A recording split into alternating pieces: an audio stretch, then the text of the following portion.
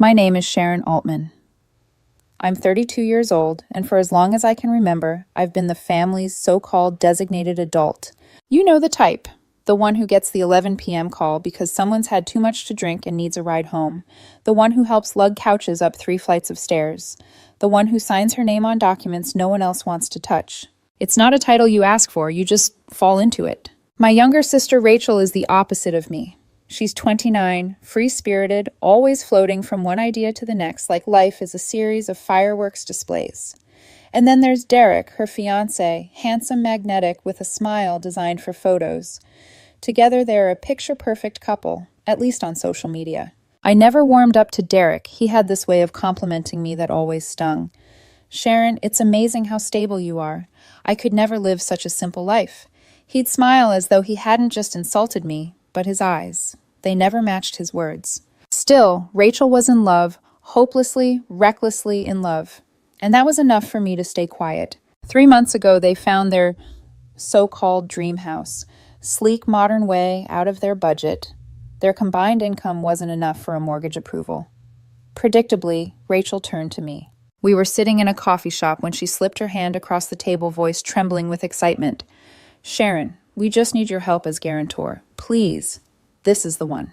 It wasn't just any ask. This was a multi-$100,000 commitment, something that could hang over me for decades. My instinct screamed, no. But then I looked at her face. My little sister. The same girl I used to read bedtime stories to. I told her I needed to think about it. The first thing I did was consult a lawyer. Best couple $100 I ever spent. He reviewed the bank's agreement and told me it was standard. But then he leaned in with advice that I didn't expect. When you're mixing family and money, clarity is survival. Draft a side agreement. Something that protects you. So we did. A single-page document. 2 key points. If they defaulted, I could take over their equity in exchange for what I paid. A clause he called his CYA special cover your ass. My guarantee was contingent on mutual respect and good faith. Any malicious falsehood or defamation would nullify it immediately. At the time, it felt absurd. Overkill. I almost laughed when he handed me the paper, but I signed it, and so did Rachel and Derek, barely glancing at it. Sharon. Come on, Rachel had said, laughing as she signed. You don't need all this formality. You're my sister. Of course there's good faith. We signed in front of a notary. I tucked my copy into a folder at home, and for the first time I felt safe. The bank approved the loan. Rachel and Derek were euphoric, spinning in circles in their living room, planning where they'd put the couch, the Christmas tree, the nursery. They weren't ready to admit they were already dreaming about. I wanted to share in their joy. I truly did. But deep inside, there was a chill I couldn't shake. A whisper telling me that by stepping in as their guarantor, I wasn't just securing their house.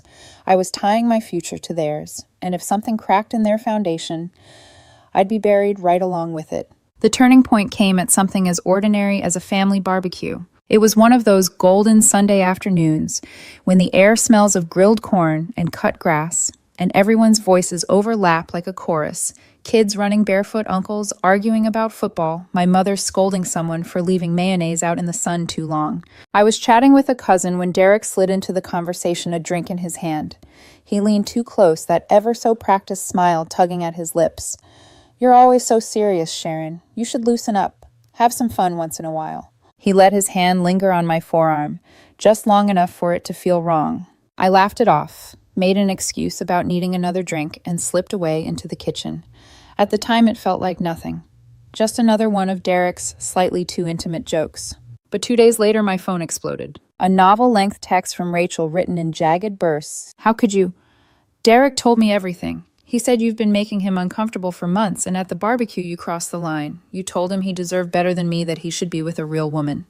Stay away from us, Sharon. I mean it. I don't even know who you are anymore. I read it 3 times, my stomach hollowing out with every word. This wasn't a misunderstanding. This was an ambush. The accusations were too specific, too venomous. Derek hadn't just twisted the truth, he'd built a narrative brick by brick, and Rachel swallowed it whole. I tried calling her, straight to voicemail. Tried again. Nothing. A silence settled in my chest, heavier than rage, a clarity I can't quite explain.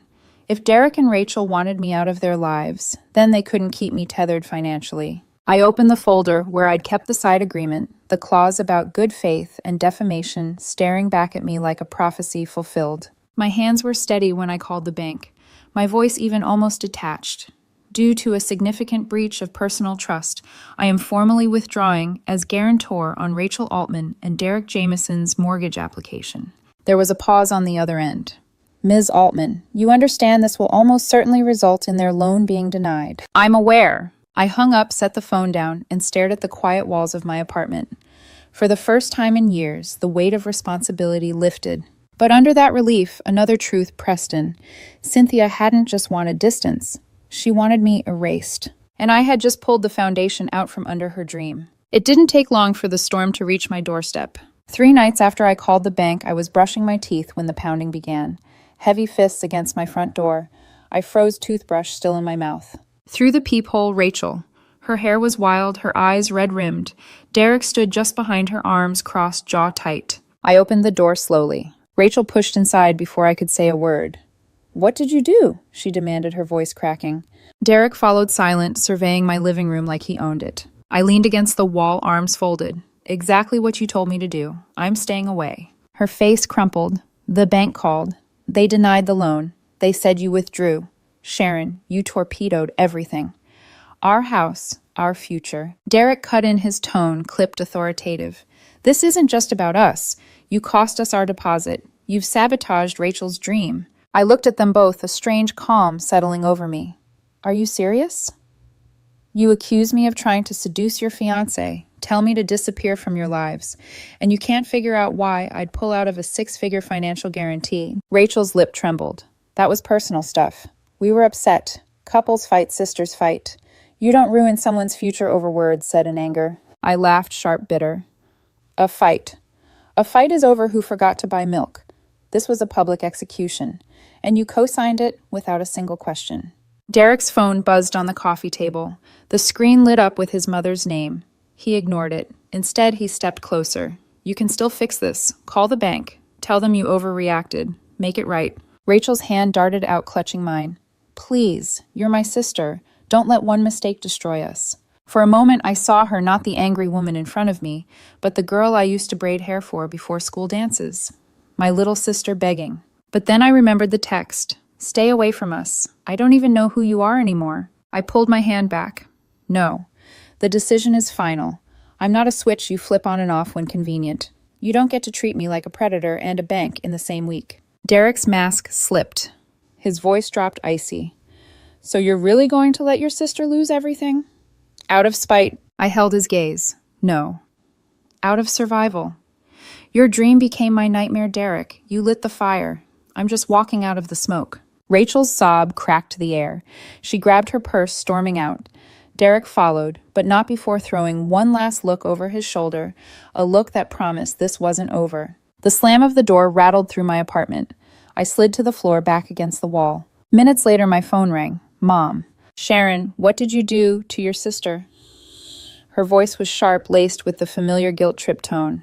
Families are supposed to work things through. Rachel is devastated. I closed my eyes. Mom, she was given a choice between me and a lie. She chose the lie. Silence on the other end. Then a sigh, heavy, disappointed. But I didn't waver. Something inside me had hardened. For the first time in my life, I wasn't the family's safety net. I was done. The silence didn't last long. Within a week, whispers started circling through the family. At first, it was subtle cousins avoiding eye contact, an aunt who usually texted me recipes suddenly leaving my messages on read. Then came the questions cloaked as concern. Sharon, is it true you've been jealous of Rachel? I heard you've been unstable lately. The words stung worse than I expected. Derek had gone on the offensive. He painted me as bitter, envious, desperate to sabotage their happiness. In his version, Rachel was the victim, Derek the brave fiancé, standing by her side, and I, the unstable sister who tried to cross boundaries. Rachel, crying to relatives on speakerphone, repeated his narrative with shaky conviction.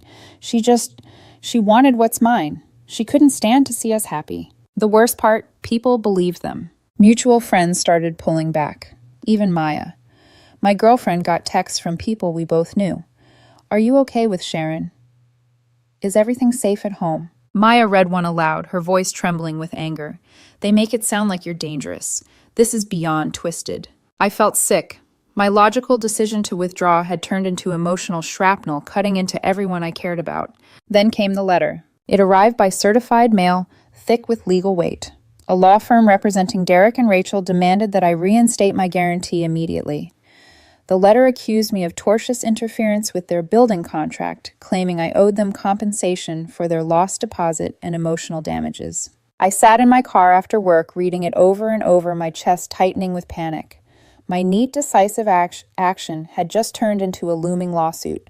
For a terrifying moment, I actually considered giving in. Call the bank, reinstate the guarantee, make the noise stop. That's when Maya slid into the passenger seat, fresh from her own shift. She noticed the letter in my trembling hands, plucked it from me, and read silently. Her eyes narrowed. They're bluffing. They have to be. People don't get to slander you and then sue you for not giving them money. Did they even tell their lawyer the full story? Her words cut through the fog in my head. Of course they hadn't. I drove home in silence, went straight to the drawer where I'd kept the notarized agreement. My hand steadied as I unfolded it, the clause staring back at me. Any act of defamation or malicious falsehood will be grounds for immediate withdrawal. It felt almost prophetic. I scanned the document, attached Rachel's furious text telling me to stay away, circled the timestamp, and combined everything into a single PDF. But I didn't send it to their lawyer. No, I sent it to my parents. The subject line was short, cold, the full story. The body of the email was even shorter. Mom, Dad, you've asked why I did this. Attached is the signed agreement and Rachel's text. She and Derek broke the terms before I ever called the bank. I didn't do this out of spite. I did it to protect myself. I'm sorry you're caught in the middle. Then I hit send and waited. For 48 hours, nothing. No reply to my email, no phone calls, just silence, heavy, suffocating. I almost convinced myself I'd made a mistake sharing the documents with my parents, that maybe they'd just dismiss it as legal jargon, side with Rachel, and double down on the guilt. But then my phone rang. Dad. His voice was different, not sharp, not angry, just heavy. Sharon. We got your email. Your mother and I read everything. Why didn't Rachel tell us she signed something like that? Because she probably forgot, and because it proves she and Derek were in the wrong. Dad exhaled slowly. She's coming over tonight. We're going to talk. That talk turned out to be the breaking point. When Rachel arrived, my father didn't waste time. He laid the papers on the kitchen table, the signed clause, the text message, every piece of evidence. My mother sat beside him, her hands clenched in her lap. Rachel, Dad said quietly, explain this. For a moment, Rachel's bravado held. She sputtered excuses, claimed I was twisting things. Derek, who'd tagged along, tried to take over, insisting it was all a misunderstanding. But Dad wasn't a man you could snow with charm. He tapped the page with his finger. This is your signature. This is your text. You broke the agreement. Tell me why. The silence stretched. Rachel's defenses cracked. Tears welled in her eyes. Finally, her words tumbled out in gasps. It wasn't supposed to go this far. Derek said if we made some distance, Sharon wouldn't interfere so much with money, and we'd still get the house. He told me she'd be upset, we'd have a fight, but then things would settle. We'd have space. We'd have our dream. I never thought she'd actually pull the plug. My mother's face collapsed. She looked at her younger daughter as if she didn't recognize her. How could you? She's your sister, her voice broke. How could you do this to our family, to her? Rachel sobbed, but it was different this time, not righteous indignation, but the hollow sound of someone cornered by the truth. The house was already lost, their deposit gone. Later, Mom told me the scene back at Rachel's apartment was ugly. Derek tried to spin his story again, framing himself as the protector. Rachel cried, insisting she was the victim. But my parents had seen enough. The line had finally been crossed. The legal threats evaporated. Whatever power Derek thought he had crumbled under the weight of signed contracts and undeniable lies. But even in my vindication, there was no triumph. Rachel was still my sister, and watching her unravel under the truth, watching my mother cry as if she'd lost both daughters at once, it didn't feel like winning.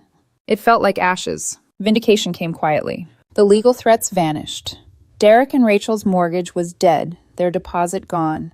They stayed together, but from what filtered back through family, their relationship was unraveling into something toxic, resentment simmering beneath every word, blame leaking into every glance. They were trapped in a cramped apartment haunted by the dream home that slipped through their fingers.